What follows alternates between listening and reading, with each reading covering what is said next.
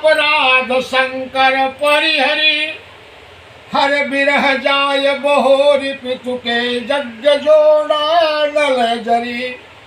अब जन्म तुम्हारे भवन निज, पति लागी दारुण तपु किया, अस जान संशय तजहु गिरिजा सर्वदा शंकर प्रिया। हे हिमांचल, हे मैना, जब सती ने सीता का रूप धारण किया तो भगवान भोलेनाथ ने त्याग किया और सती ने अपने पिता दक्ष के यज्ञ में अपने योग के बल पर वह अपने आप को भस्म किया और अब आपके यहाँ पुनर्जन्म उमा के रूप में लिया। और ये उमा जी कितनी बड़ी तपस्या की है शंकर के लिए, शंकर के प्रिय है, सदा प्रिय है और आज शंकर की अर्धांगिनी है। आप लोग इनके विषय में कोई भी शंका मत करिए। इस प्रकार से नारद जी और सप्त ऋषियों के समझाने के बाद भगवान भोलेनाथ के साथ माता पार्वती का विवाह बड़े अच्छे ढंग से संपन्न कराया गया। और जब विवाह होने लगा, भगवान प्रसाद पा रहे हैं, खा रहे हैं, उसी समय वहाँ के सुंदर नारियां गारी गा रही हैं।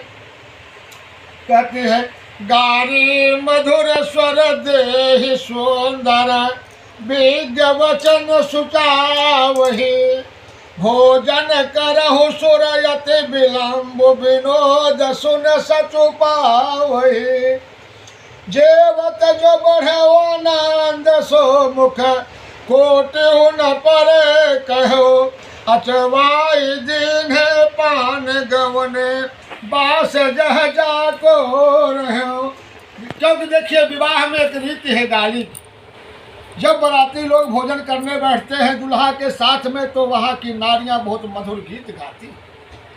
जब मधुर गीत वहाँ हिमालय के यहाँ सब गाने लगे तो भगवान भोलेनाथ के साथ जितना भी देव समाज था वो लोग बहुत विलंब से भोजन करने लगे, क्योंकि गाड़ी में आनंद आ रहा था। इस प्रकार से भगवान भोलेनाथ का वहाँ पर विवाह संपन्न हुआ और संपन्न होने के बाद हिमांचल जी ने ढेर सारा दहेज माता अपनी बेटी उमा के साथ भगवान भोलेनाथ को अर्पण किया।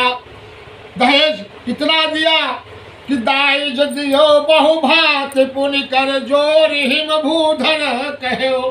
दहेज देने के बाद हिमालय महाराज शंकर जी के चरणों में गिर गए और जोर करके विनती करने लगे कि हे भगवान, आप पूर्णेश्वर हैं, आप पूर्ण काम हैं।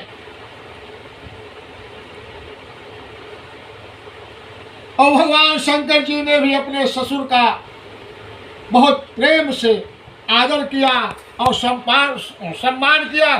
फिर प्रेम से परिपूर्ण हृदय मैना जी ने शिव जी के चरण कमल पकड़ लिए कि दाई दियो बहुभात पुनि कर जोर हिम भूधर कहो, का देव पूर्ण काम शंकर। मैं आपको क्या दे सकता हूँ, आप तो स्वयं पूर्ण है।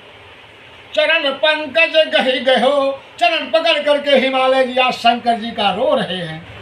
शिव कृपा सागर ससुर कर संतोष सब भात ही कियो। भगवान भोलेनाथ ने अपने ससुर का सब प्रकार से संतोष जनक बातें कही कि हे हिमालय, आप चिंता मत करें, पार्वती जी को कोई भी तकलीफ नहीं होगी, किसी प्रकार का इन्हें कष्ट नहीं मिलेगा। उसके बाद मैना जी ने भगवान शंकर जी के पास आई और कहती है, नाथ उमा मम प्राण सम, गृह किंकरी करे, क्षमहु सकल अपराध अब, होहु प्रसन्न बरदेव। हे नाथ,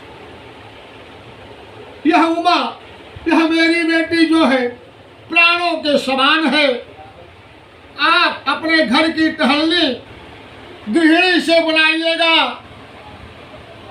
अगर इससे कहीं कुछ गलती हो जावे तो आप तो क्षमाशील हैं, आप कृपा के सागर हैं, दीन दयाल हैं। आप कृपा करके हमारे बेटी को क्षमा कर देना। हे भगवान, आप प्रसन्न हो करके हमें यही वरदान दीजिए। मैना जी हाथ जोड़ करके भगवान शंकर के चरणों में पड़ गई और आंखों से अश्रु की धारा बहने लगी। बहुत प्रकार से भगवान भोलेनाथ अपने सास को भी समझाए और उसके बाद अपने कैलाश को प्रस्थान करने लगी। उसी समय उमा की जो सहेलियां थी सब उमा के पास आ गई और सभी ने भगवान शंकर के चरणों में सर नवाया और सभी ने विनती किया। और उसके बाद माता पार्वती जी आई और पुनः अपने बेटी को गोद में बिठा लिया। बिठा करके कहती है, उपदेश दे रही है। देखिए, जब बेटी विदा होती है तो माता कुछ कहती है अपने बेटी से, कहती है, हे बेटी, आज से तुम्हारे माता पिता जो यहाँ थे, आज वहाँ के जो माता पिता है वही तुम्हारे सास ससुर हो। वहाँ के जो छोटा देवर होगा वही तुम्हारा भाई कहलाएगा। इस प्रकार से सब जगह के रीति रिवाज है कि सास ससुर देवर पति पुत्र सबकी सेवा करने के लिए समझाया जाता है। और माता उमा कैसे समझा रहे, उमा